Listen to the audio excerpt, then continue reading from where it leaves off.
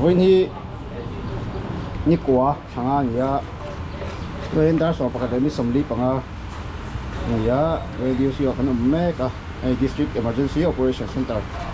cái nó mega chúng ta cần muốn này cần room lui video hôm sau mà còn tìm làm trình khai rồi ạ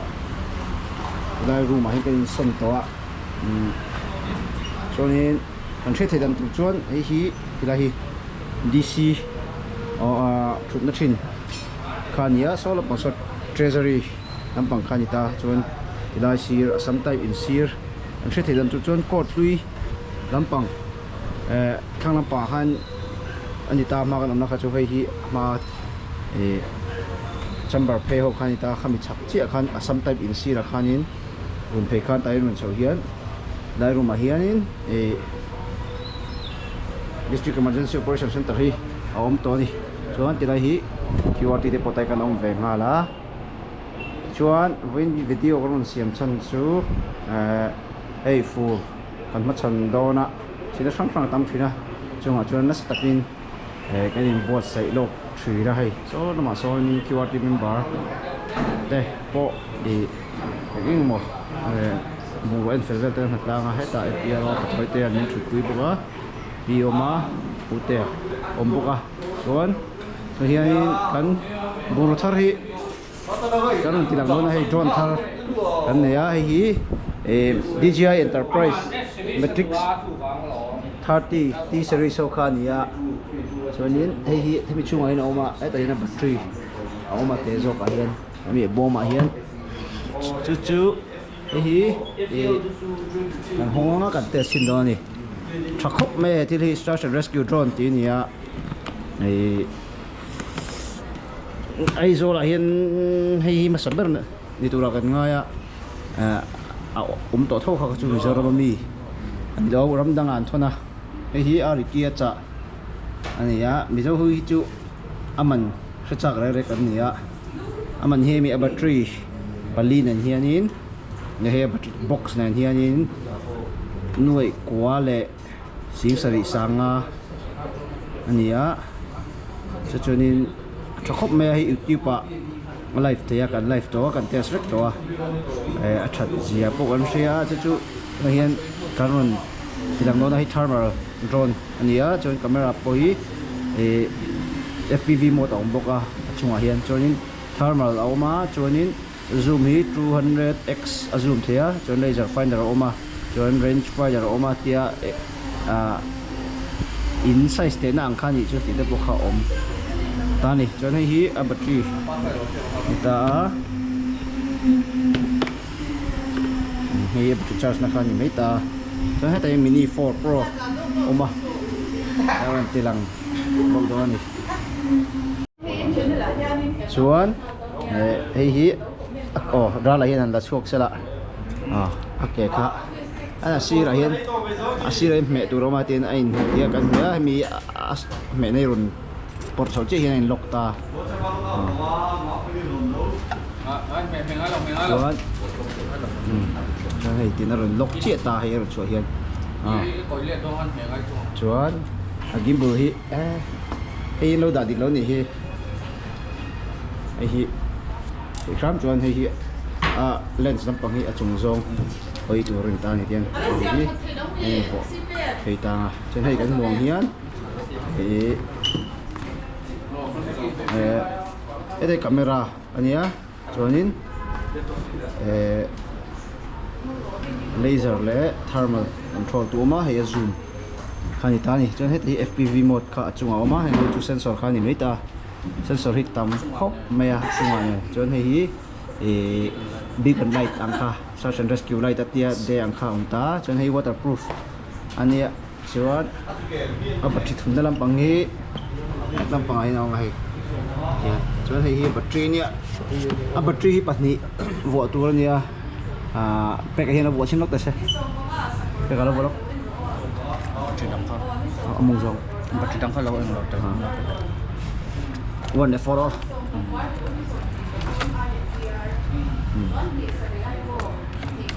na battery khai vo ta cho nên hi engem mo pala final check kan khai lock full tan ti kon hei battery signal ni ta cho nên khăn nào hai số đã khăn lâu đã ta lại tên hay battery charger hi battery charge này bạc hạt bạc hi thùng pali pariat ông ta ni charge này chuan hi battery charge adjustment ta chung brak an da hianin 50% ania chuan alai kan da hian 99 ania hoi bra 90 hoi brak an da hian 100 ani ta chuan hi a controller charge na ani thung ani chuan hi chuan hi a controller kan ta hi RC2 plus kamang tunga lian khop ma controller poi or deuh nuk ngai ni ding chung chung khal roi thei lok lo ha thang ve trap chuan hei ita hi antenna khan ita man chak khop maya zana po auto in a thlok boi lawai tiang mini te chu manual mota ye so sang da khan ngai ta hi chu auto pon nai ngam khop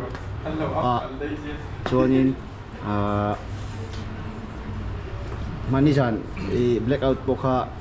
YouTube live in an pechu ka ma se private ngan darling in sharing chu khan DC in alo en the ni FPV model he chuan akina kan tho thina tho pain kan sei le do ni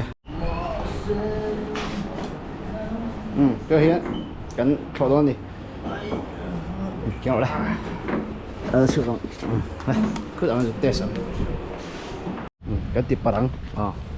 ra cuốn bắt tuần khô bọc chuột xe thì thành lộc đi bùi phôi lá nội dung của thằng đây nội dung đúng dấu luôn ta controller chú ổn tạm ba ngày ta quay đầu nhưng mà sao mụ thấy đối với thế này sẽ đều sẽ cần test này anh từng là khăn nhá cho nên hết hiện chuyện thiểm đàn tôi chọn HDMI mà HDMI hiện monitor computer monitor mà TV kan ti khan din direct in en hal thaya cho nên chú micro SD pa ngai phone khan ya USB pa ngai hi chú charge na khan mai ta chon en screen hin lang them o heta chum lem RTM video hian kan lu hian customize la stream rang hian YouTube pa RTM MP rang hian kan save anga kan live stream thaya YouTube pa mo Facebook pa mo Instagram pa mo kan mani jana kha YouTube pa kan live to a chon enter camera kan lu danga chon kan x anga han camera view kharun lang ta ni lang chiang mo chonin a controller hin ai ta chu ngai vek khal ta chone ti la ya L1 L2 ti hi le mi a thermal control na ni ta chon het lam pa hian a zoom ti ve kaun ta chon hi chu return to home khani ta mai ta chon hin he ta hianin record oma chon hi gimbal khan ta chonin he ta hian sports mode oma chon FPA no fast oma tripod mode kan tiang chi ka to normal mode kan da nga chon tabanga thalak still record na boka gimbal control na khani mai ta chon to kan take off chinang chon ti son kan lan ang son ron pa ngai deng khai ang che ta tengan ko yanga propeller che ta chon hi up khani mai ta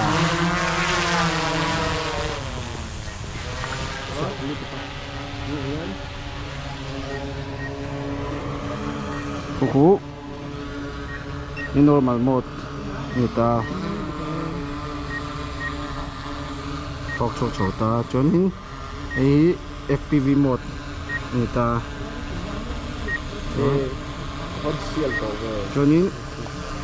ang chok sang so je lang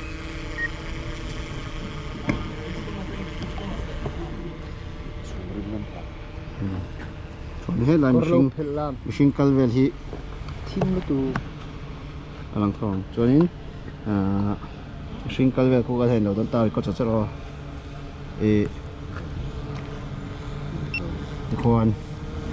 thermal ania chon thermal hi ti kan mu hian von to bro han kai hi da rong thak thei ta void khota kan da chuan ti hin nom ta chuan hei aval ber hi alum lai zel khani ta ni chuan a rong khut ti sang sang thak te ya tina te iron red ta te khan chuan in hemi thermal mang hian phu lai mihring khu zoom du te la he te la hi ngan tika chuan azuk kik thei ta ni chuan azuk kik thei ta an zoom out le a chuanin khan normal hang an le ang L2 kan nge khan chuanin L3 hi point lak na nia ta hem point kan langa me patang hian chuan khami kha nikina a size ka ate chole ni theini ase kan ke photang chuan camera kan lut lenga chuanin ko thermal khan ta ni de khon normal pa kan da lenga chuanin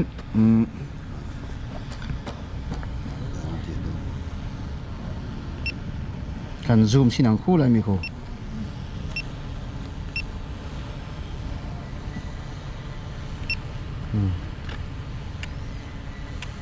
zoom hian zoom sura chin lo ngai voi khat me hian zoom zela mihring eti dai dor mi hi zoom chin ngai ai ta voi khat me kan anh zoom out nga zela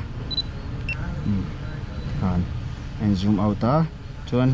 kan hoi phe chin nga so right lang so kan zoom chin nga building la so lại in here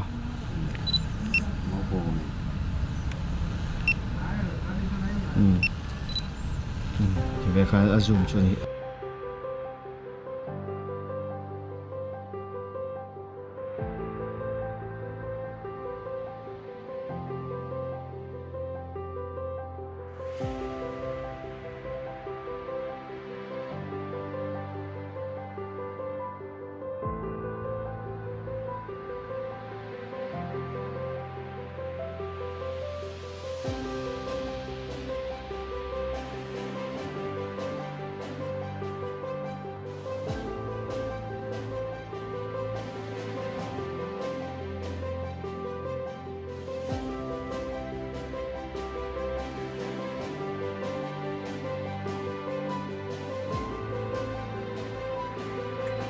là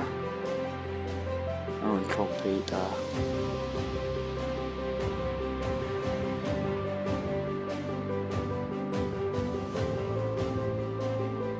thì lại chung là hi 42 là 41 thì hi battery pani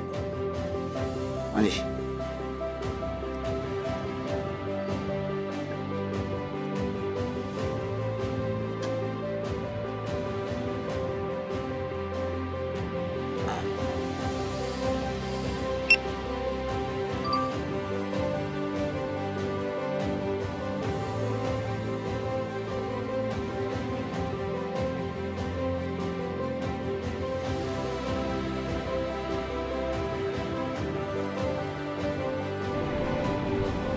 Tiyan,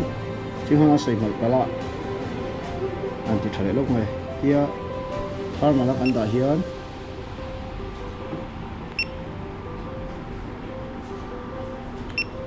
thar mà nó ăn đã hiền, dual ini đã thế hết, thì là SBS, thì cần phải tăng à, ngay đấy, thar mà khá là lắm, cái bôi trong cái đống khúc này.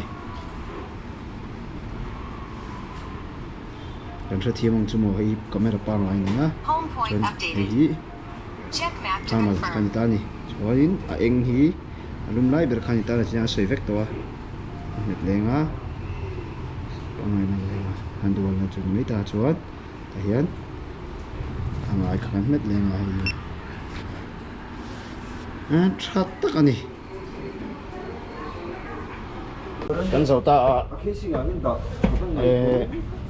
ấy à flight range à thọ thủy thế giống nó sợi thình cái game song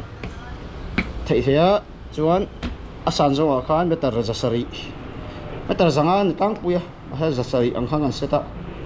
ang ai view tho khung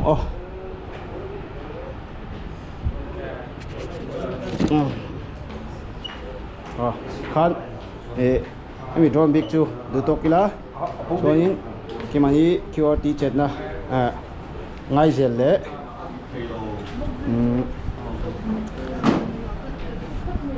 video kente bong ko thompui karun tilang te zok bokang o dia lo tu hian daruk le mi songa pakhat nia ulai ku nexa ania voin hi ni khat mai ani ai ro sur ram boi ngal suni mai ai tilai hin le tla nexa sain la ting kung hi ka tangai do na ang kat zui do ni che do le o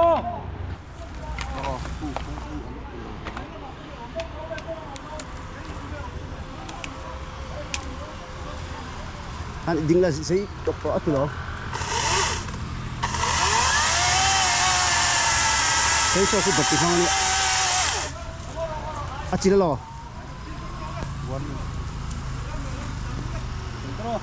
zero ding ai sing to phang ni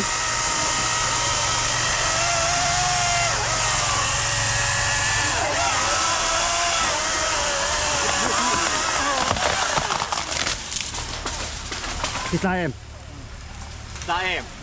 Yes. 3K. Hard là xíu là. Oh.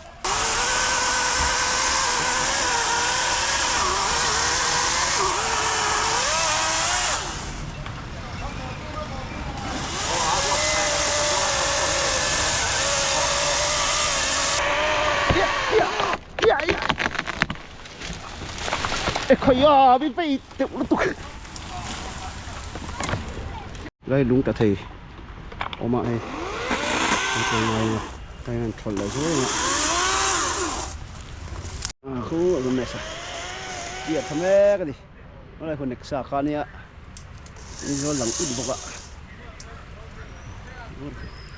em được lắng giúp mày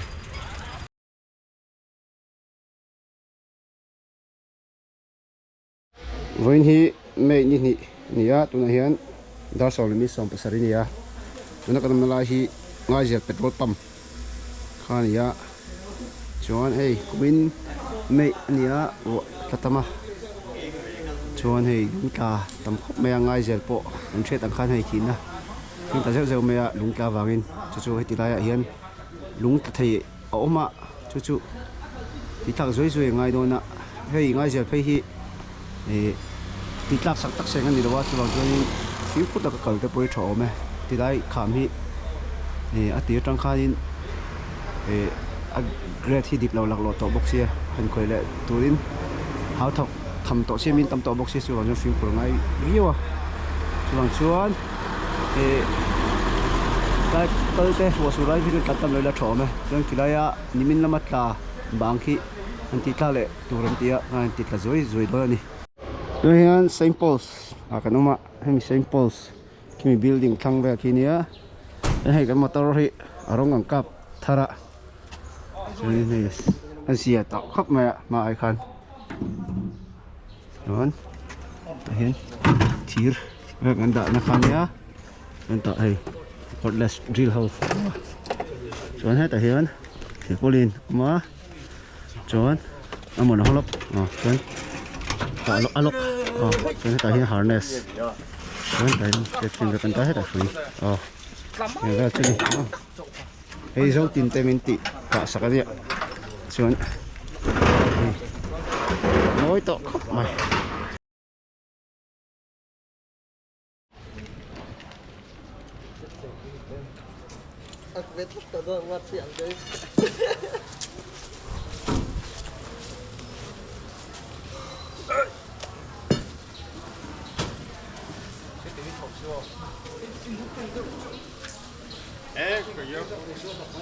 Jai chủ quan về là hút không hút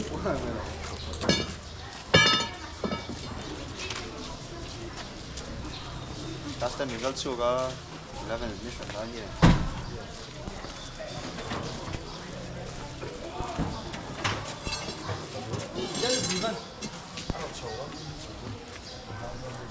Jivan air agak jaga.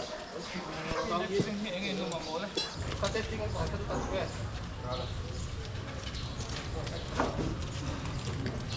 Ini coba.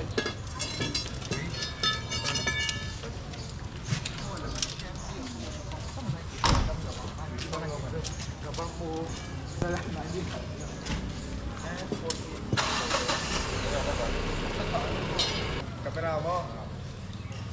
Ini lah action juga. Ini lah tipu loh. Tak sempat tadi. Kau ketik. Chúng hiện đã xóm lệ mi xóm lip bực nè thì là hi samples cả nè hay mi hi zone về thì tụ ra cái ngay à hey sample chị cho hiện bớt lỗi anh đã nó sang đâm ground mang hòn nó sao hey hi samples nắm bằng họ nó xíu là bớt lỗi đã tao lo sẽ trang hay liềm thắc cho nên thằng không thằng lắm ạ còn cái bốc xí lốm đấy ạ chú lúc sẽ là trò mẹ cho tụi free setup lockdown này hiện ra là oma amona mesa peka ngoya bidang na umboka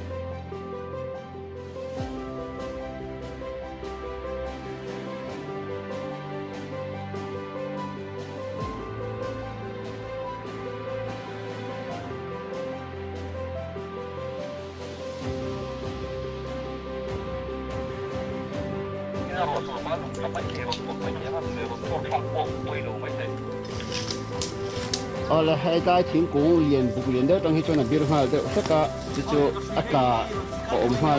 nuôi đâu nữa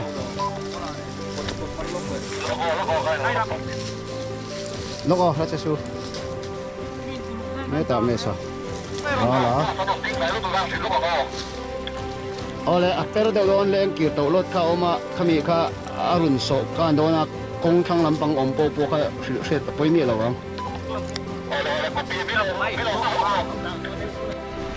cái phụ đây tên tàu lót đó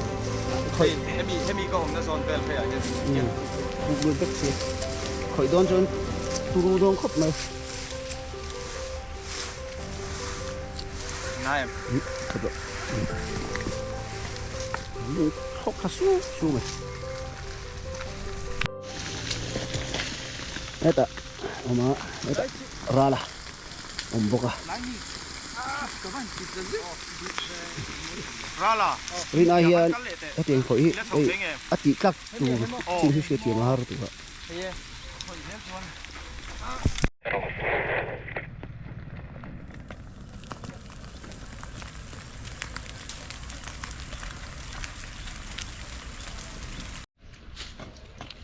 Kan ceo. Đi ra phim có rô, có rồi liền thôi. Ba mà hậu dọc khan cái gì, ba mà dọc kha, lâu phim khu rô khá bằng khá rùm, cái coi về thế nhỉ.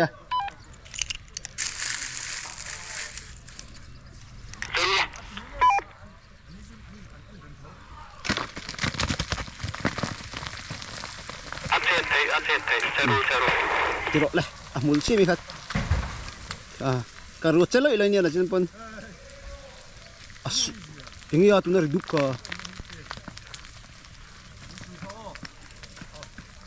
suy choเขา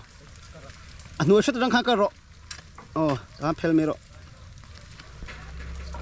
khá chết vek.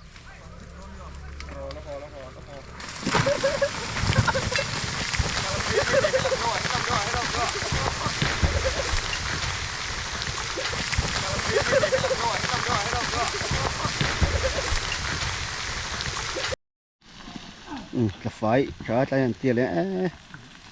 ăn hết lâu khóc mấy, thì dễ quá chẳng hạn.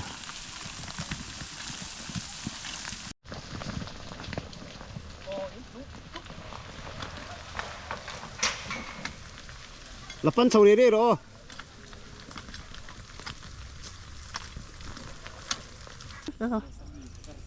mesakar mexo lian ngam chalui lui to bai ha a lian ani o